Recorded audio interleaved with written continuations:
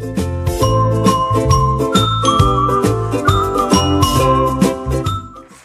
you. You've done a lovely job all day. Thank you for that. So I have an image there taken from the Spice Souk on Sunday. And when you think about the kids that we teach, the teachers we work with, the parents we deal with, the schools we work with, we're all different. And we're all fantastic. We're bright, we're colourful, sometimes we're grey and miserable, but everyone has something within them that is special. And when I look at those spices, I think about everything that they add.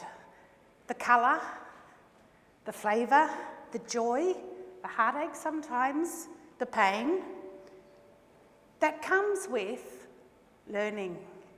And the joy that all of us have in being involved in that. My name is Alison Davies. I represent the Teacher and Leader Learning Company, and I'm the director of that company. And I'm going to share with you today about getting things just right. We've heard a lot today about things that are happening in education. We've heard a lot about the play-based approach to learning. And then other people are talking about direct instruction and explicit instruction and making sure that students have really sound foundational skills. Now, I agree with all of those things. How do you get it just right? How do you go at the right pace for your highest achieving student? I always call them my blue sky thinkers, those bright kids at the top. And I want to scoot them along and give them their freedom so they can explore the wonderful world. But I've got my green circles that are plodding along, rolling along towards the standards that I want them to get to, and some of them roll really slowly and need lots of turns of the ball before they get there. How do I get it just right? Can you put your hand up if you find that in early childhood education there's a lot of dichotomies that you're trying to balance? Put your hand up. So today's session is called Just Right Learning. And this is your session. I could talk to you for hours. I'm passionate about learning, but I'm not going to. And what I'm going to get you all to do is move closer towards the front, because you've got a handout. And this is your handout. And when you leave here today, you're going to have this fabulous booklet. And it's going to be called your How to Do Just Right Learning book. And it's going to look fantastic. And when you go back and talk to your colleagues about what you learnt in my session, it's going to look fantastic. Now, I could show you how to make it, or I could say, that's what I want it to look like, and you can be thinking, as you're looking at that flat piece of paper, how you can transform it. Thank you to those beautiful people that are just quietly moving down the front without me bossing you around, oh, they're good learners, is that how can you transform something into something else? I could show you modelled, watch me, because I know how to do it, or I could use shared practice, is that we could kind of do it together, or I could find the experts, it's you, and of course Di, and you, who are the experts, and say, if you're stuck, these are the 3 experts, they'll help you, guided practice, or do it by yourself. Now, to me, that's just right learning, isn't it? Matching the instruction to what your kids need and when they need it. So I can see I've lost some of you already because you're going, you know what, this is a flat bit of paper and she's got a beautiful little book with little turn-ups, little fold-overs. Oh, I wonder how I'm going to do that. Anyway, we're not doing that till towards the end as a summary of your learning. So we're going to talk about just right learning. And what is just right learning? I'm sure you've got a definition, but this is what I've come up with. It's about differentiating your instruction. It's doing what's right and what's fair for every kid. One size does not fit all. I'm a big lady and I buy those clothes that say one size fits all. I go, liar, does not fit me, liar. And just right learning means that you need to give kids lots of opportunities to learn something. Some kids learn it the first time you do it, and other kids need multiple opportunities, multiple exposures in order for that learning to happen. And there's another dichotomy. How do you give sufficient time for all kids to learn what it is that we want them to learn? So I always think of the 3 bears. How do I get it just right? Not too cold, not too hot, just right. And there are many things that we need to be thinking about. So today we're going to look at 4 things in particular, and you're the experts. So I'm going to get you, for each one of those 4 things, to talk to a partner about 2 things. You're going to draw on your worksheet, quick draws, not beautiful, detailed drawings like the visual harvesters are doing, quick draws, stick figures, to help you think about what your partner just said. I'm going to give you 1 minute and then 1 minute to do a quick draw, so that on each of those sections that we're going to talk about, you've got some ideas that you've shared because you know a lot, and some ideas that you've received because your partner knows a lot. If you've come with a friend today, could I encourage you to talk to someone different? So, when you're working with kids, we always have our eye buddy, the one that we're looking at, our elbow buddy, the one that's just there. We can have our back buddy, the person behind us. We can have all kinds of buddies, which means that you have multiple opportunities to learn from someone else. And today it's your day of learning. So is that activity kind of clear, that you're going to be standing up, talking or listening, but not together? So you're going to have 1 minute, which means that you've got about 30 seconds to tell your idea. Try and link your idea to the person that you're talking to. So these are the pairs.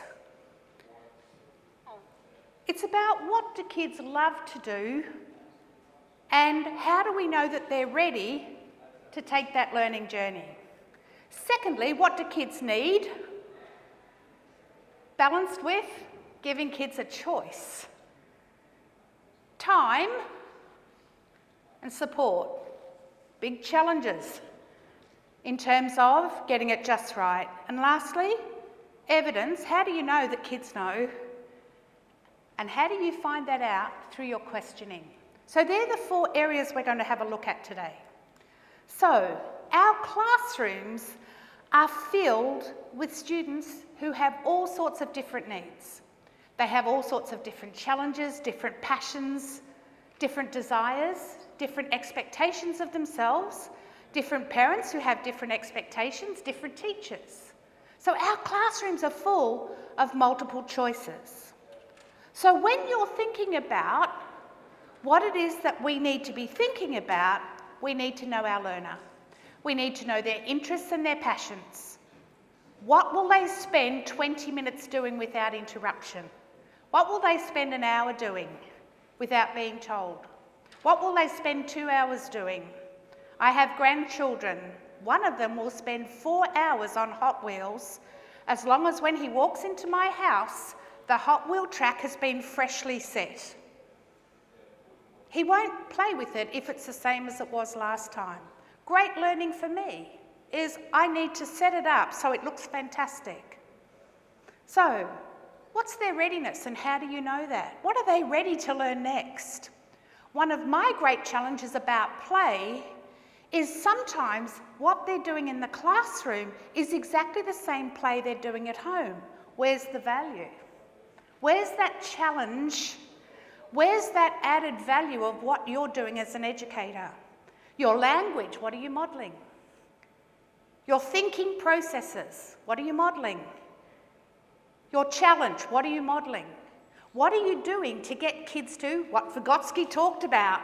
That zone of proximal development where it's just right, where kids are not stressed, they're relaxed and alert, and they're taking their learning on. And then What's the profile of the learner? What do we know about the learner that makes learning easy, that builds on previous success? So there's no stress and there's sufficient support. So we're going to talk about those things today. I found this quote when I was doing some research and I just thought it was worth putting up.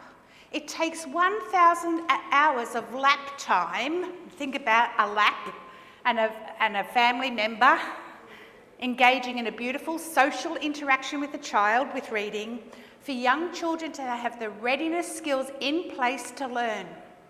Some of your kids do not have that 1,000 hours when they come into your room. How are you going to provide it? You have to. It's our obligation. We had heard a speaker this morning saying if you have problems in grade 3, go back and have a look at what happened right back in those foundational years. Did you make up for that deficit? And again, that's making it just right. Not naming, shaming and blaming. It's about this is what I have and this is what I'm going to work with in order to make a big difference.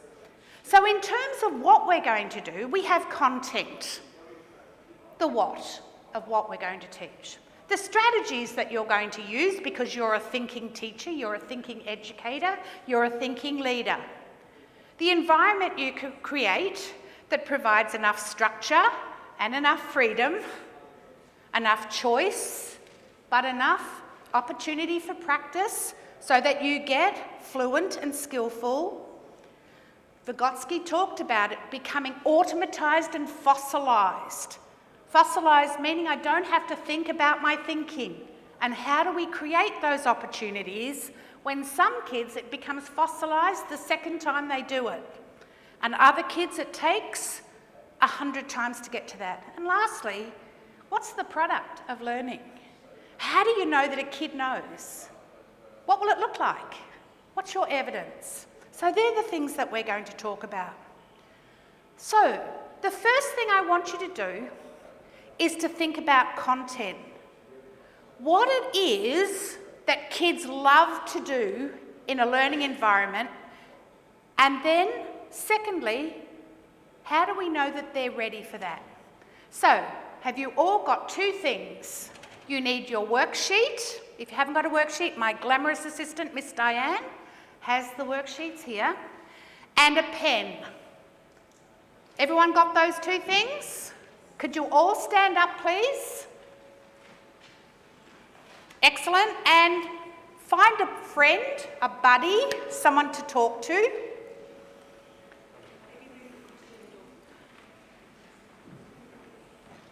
Excellent.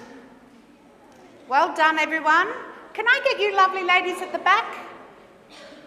Because I'm going to get you each time we do this to find a new partner, so you've got a new opportunity.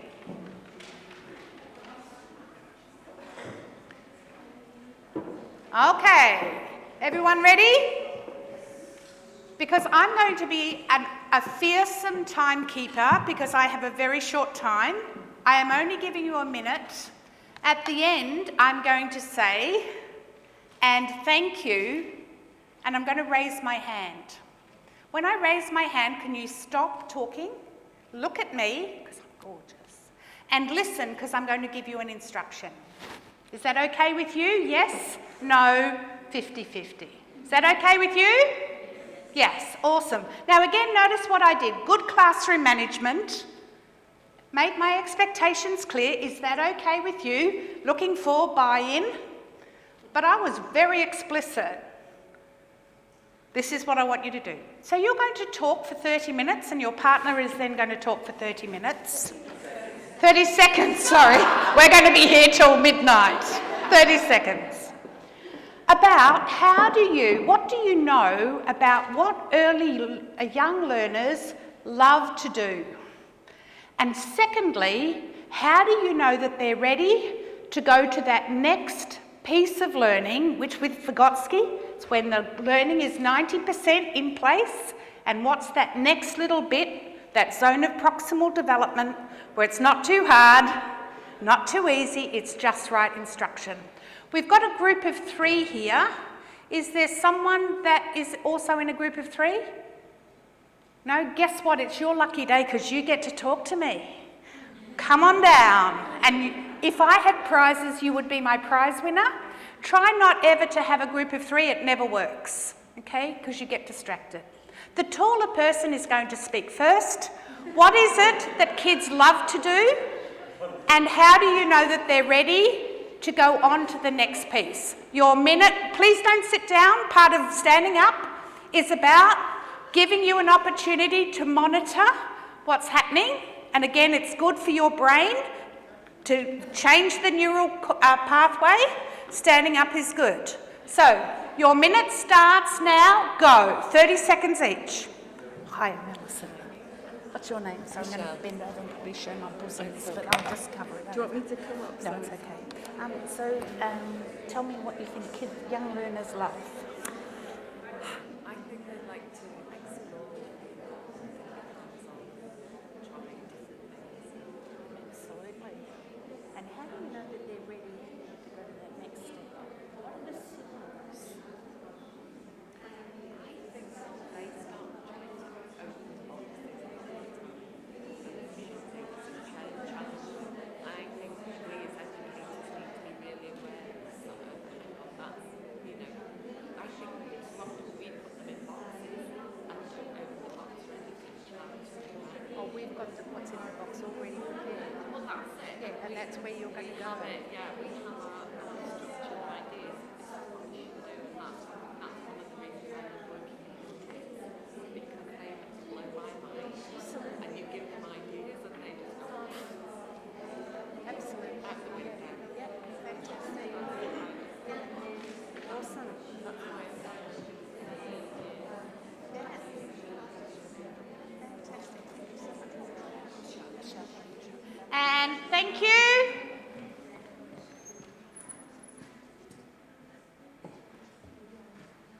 Excellent. So on your handout, you've got the box that says content.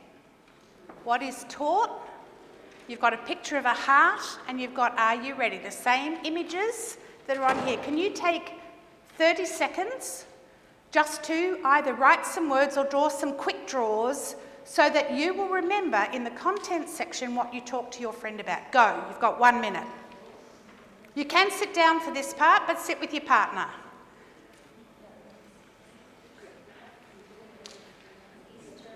It is much easier to draw sitting down.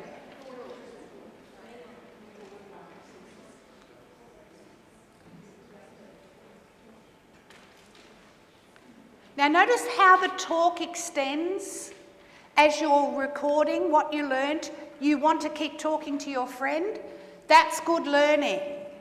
I could tell you, in fact I've got my dot points there, but it's about how you remember good learning. And you've shaped your understanding based on talk. Interestingly, it was Brunner who interpreted Vygotsky, who said that it is through talk that learning is mediated. They were his exact words, except that instead of talk, he used the word discourse. Yeah, so you talk your way to understanding. And how often are we giving kids a chance to go through mess making and almost getting there and then perfecting? Is often with kids, we want the end product to be perfect the first time round. And with that activity, we didn't get it perfect in the first 10 seconds. And some of you were looking quite anxious.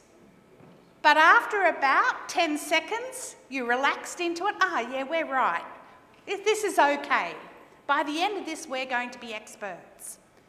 So when we look at content and what is taught, to get it just right, we need foundational skills to be in place. But we also want to know, what can you do with that foundational skill? How do you apply that? We want to work with lots of concrete experiences.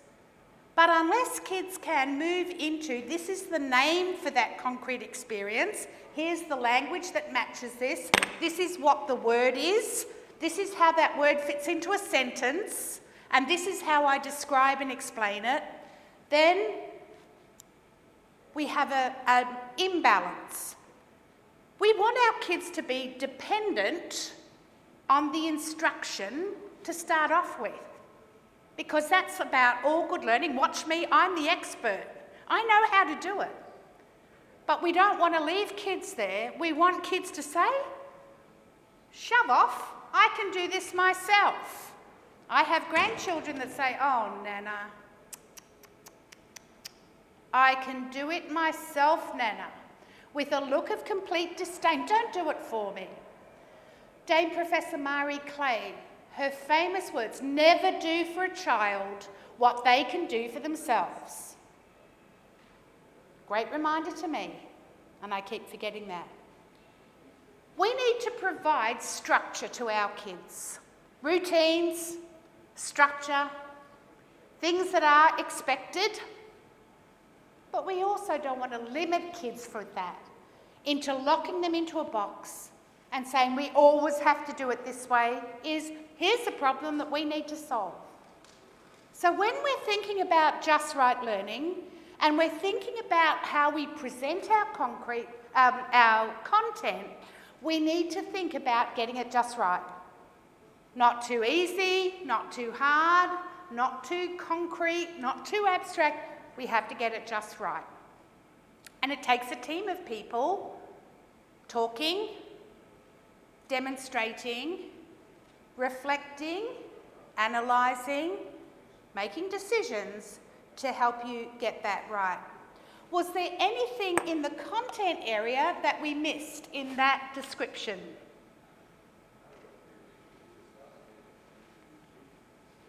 Anyone have anything that wasn't mentioned? No? Cool. Second one, classroom environment. So can you all stand up? You know what to do now, you're much quicker. Go and find a different friend. Oh, you're my friend, thank you. Have I met you before? I don't know. No? You'd be lucky.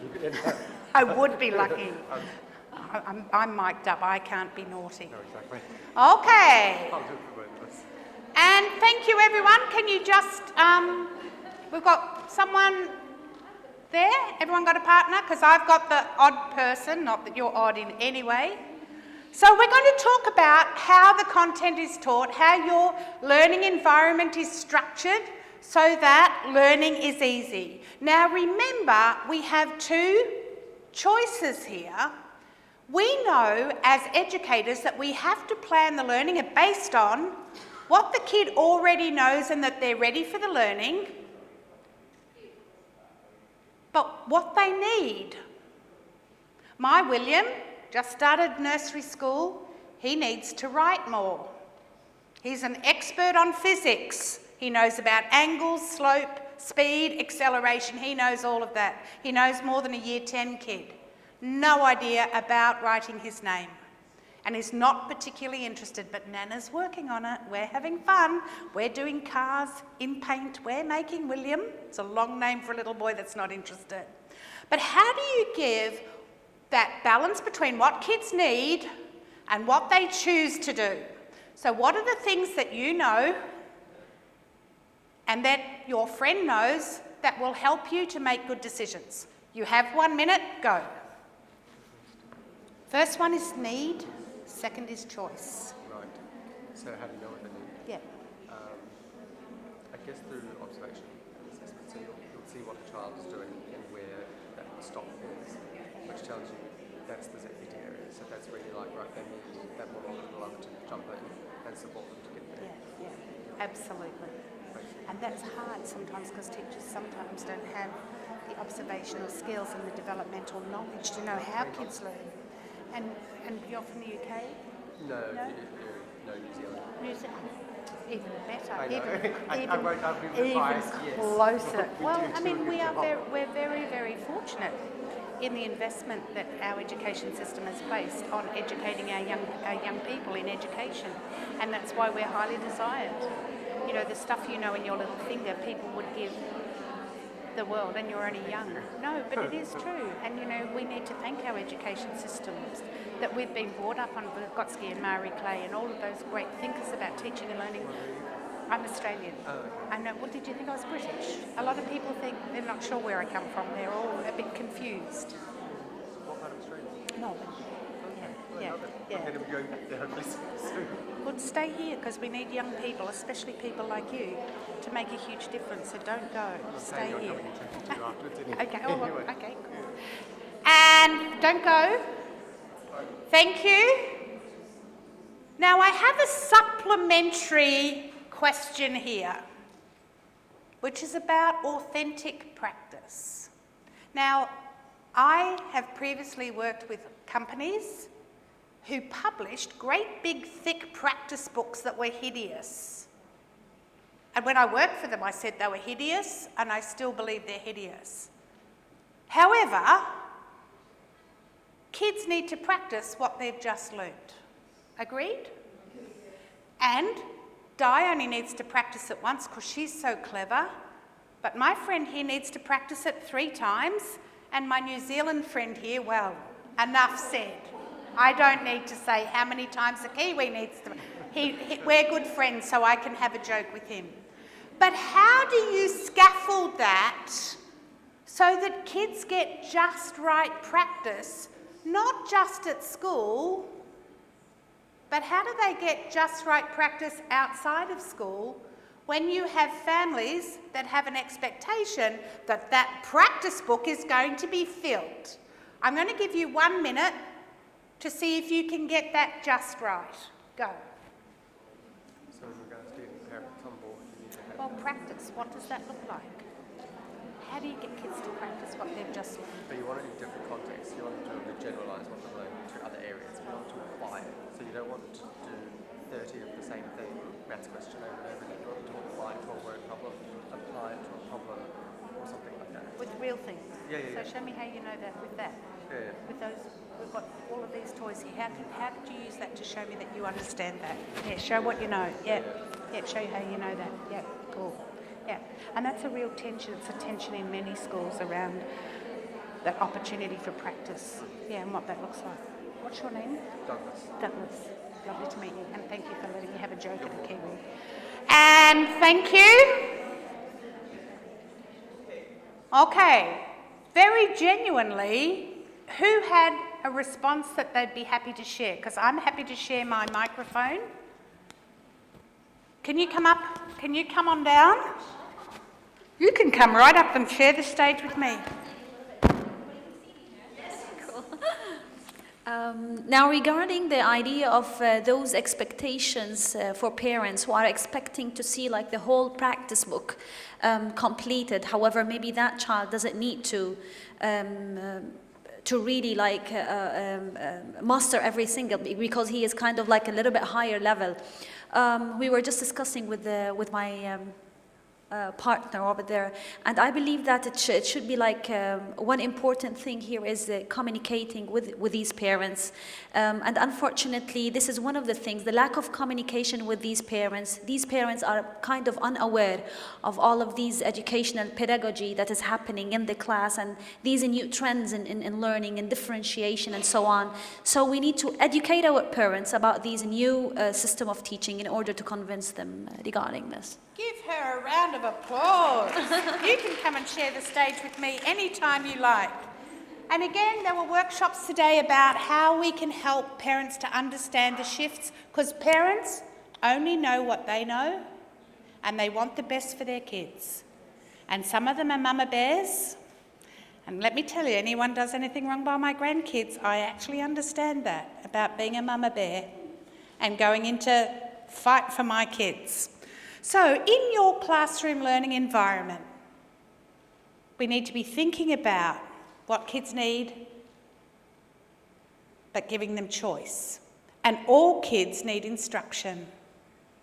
One of the sad things in some classrooms is the blue square, blue sky, bright kids miss out on that instruction that takes them higher because we're working with the rolling along towards the standard. So please, when you look at your Bright Sky kids, make sure they're getting challenge and instruction and taking them on. So when we're thinking about interest, I wish I hadn't taken this off now, because now I have to hold it, but that's okay. We have our kids with their readiness, and to understand that, we need to think about what they know and what they need to know, and what we know will support their learning profile. Secondly, grouping kids. We often just group kids that are like together. So all the bright kids together, and then all the kids that are slow and taking a long, cumbersome time, we group all of them together. Who's their bright spark that creates a great idea? Another kid that's struggling. So please, make sure that you have some variety there. Have you got experts? So that the kids know when they get stuck on something, who's the expert on full stops? I had a little boy in my class.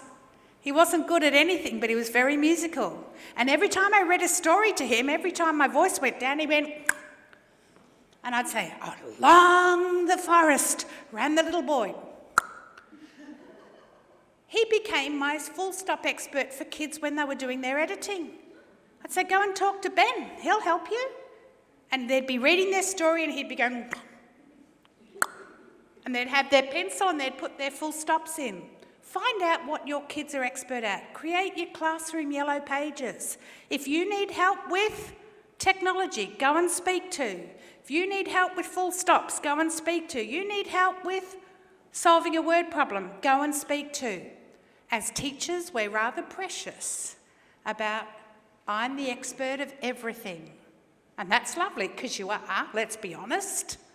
I always think I'm the expert at sport in my class when I'm working with 3-year-olds. I can beat my 3-year-old grandson at running, but after that, not a chance. So have you got expert groups? And think about the size. Sometimes big groups work well, but sometimes you need a group of 2 where you can really hone in. And lastly, choice. Sometimes you, the teacher, need to make the choice. Sometimes the learner needs to make the choice. And sometimes we can use technology to take the choice away from us. That the technology can be adaptive and give the kid exactly what they need based on analytics. So I always rely heavily on technology to help me in that opportunity. Third one, what the learning looks like. There's instructional strategies that we need to put in place. Some kids can take a giant leap from one idea to another. And some kids need 15 small steps to get from here to here. And that's why as leaders and as experts in early childhood, you need to be researching regularly, planning clearly, understanding the developmental stages kids go through in those little learning journeys that they go on, so that you're alert, that you're noticing the behaviours that kids need to be seeing and demonstrating, so that you know when to intervene and when to stand back. And again, it's, do you jump in or do you let the kids find out by themselves? So this is the third. Around the instructional strategies, we know that kids need 2 things. One, they need time, and the second is support. And the support is, watch me, I'm the expert. Ta-da! Shared practice, let's do it together. Guess what? I'm still the expert, and I'm still going to be modelling, and I always model big, so that the kids will see it. And I'm explicit. And like all good learning, short, sharp, shiny. Making learning easy. Modelled, watch me, I'm the expert. Shared, let's do it together. I'm still the expert. Guided, you do it. And I'm going to give you feedback about your performance in order to feed forward what you need to do next. And it will be different for every kid. Now, can you observe every kid, every minute of every learning journey? No, you can't. But I always had focus kids that I focused on 5 kids every day. And on that day, I watched everything and I took 1,000 notes. I was known to go to the staff room with post-it notes stuck all over me.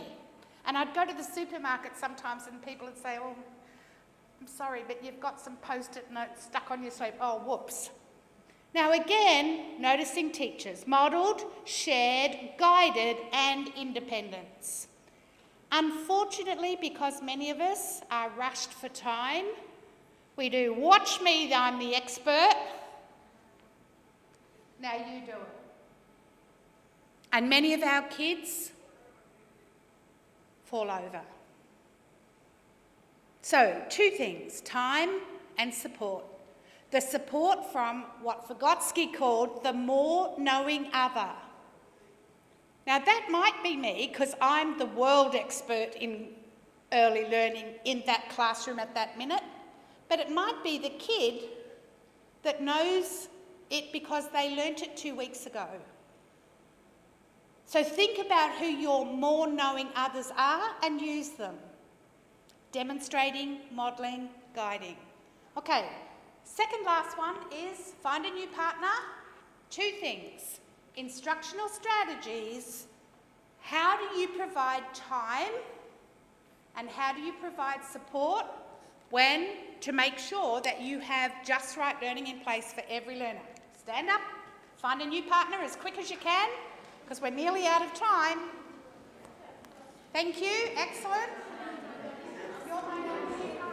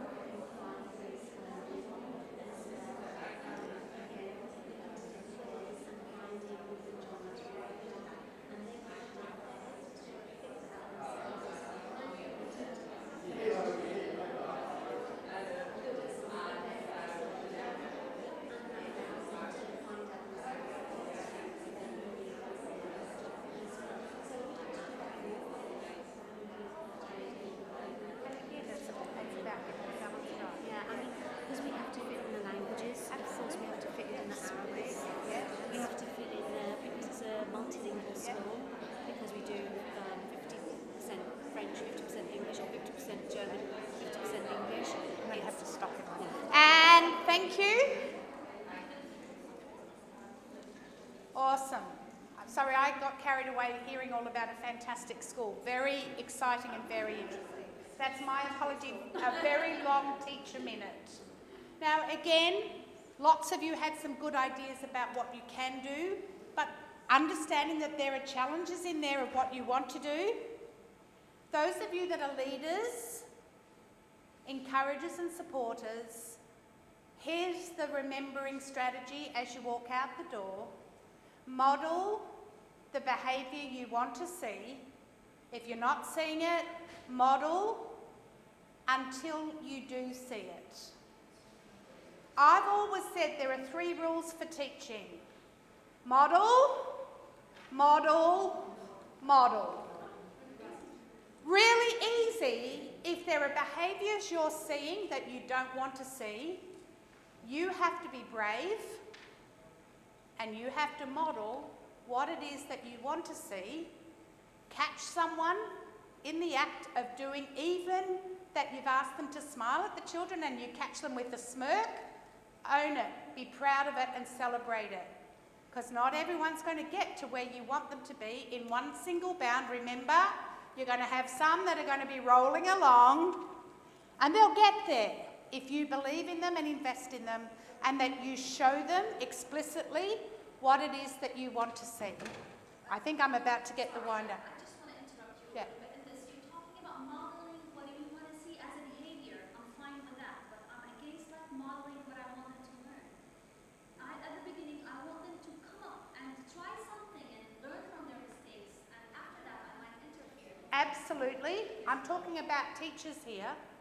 This is about the teachers I'm talking about. Now, Yeah. even as a teacher, Yeah. I need to model the learning at the beginning. Absolutely. But you're wanting the teacher behaviours to be modelled, not the content. Yeah. So just bear with me because you'll see that on the next slide. Okay, I'm going to move on very quickly. This is Vygotsky's model for beginners, teacher support through to student independence.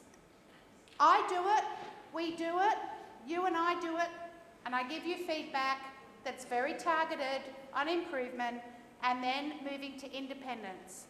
But there's a part before that, and please bear with me. I do it, but I do it for those who needs it. Absolutely. A student, he might be immediately is not part of the guided part. He doesn't need that model. Absolutely. So that's different. Yeah, absolutely. So here's the slide. Is that sometimes kids are doing things independently. They can do it in a small group. They don't need that modelled instruction, providing that you know that they've got it all.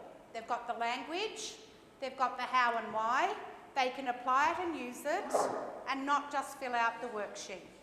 So again, you're giving kids multiple opportunities to make sure it's just right. But every kid needs something modelled for them by an expert. And when do you do that? When do you intervene with that next bit of scaffolding that the kids need to take them on to where they need to go? And that's where you need to be a noticing teacher to know what it is they already know and what they need to know next. And are they going to work independently? Are they going to work in a small group? Or are they going to work in whole group? And again, that's your job as an educator to make that decision. So you need to know the learner. You need to know what they're ready to learn next. You need to think about your instructional routine. Are you going to do independent? Are you going to do small group? The questioning that you use to find out how deep their knowledge is. And lastly, giving kids time to take it to fluency, that they can take it to that automatised and fossilised stage.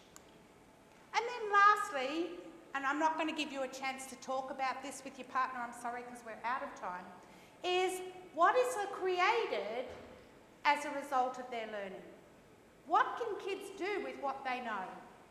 The fact they got 7 out of 10 on a test does not tell me what kids can do with their knowledge. So, what can they tell me? What questions can they answer? Can they tell me how and why something happens with a diagram? Can they do a performance? Can they show me with materials? That's evidence of learning. So giving kids multiple opportunities in different contexts and for different purposes is critically important. Getting it not too easy, not too hard, just right, is that critical issue for us, and we never get it perfect. But it's about being respectful for people on different parts of their learning journey and being accommodating. Because we should teach to reach every kid exactly where they are and take them on. Plan our teaching and learning experience so that all kids learn from where they are to where they need to go next. And every kid needs your time for modelled, shared, guided and independence, and they need your support. Because we believe that all kids can learn given those things that are important.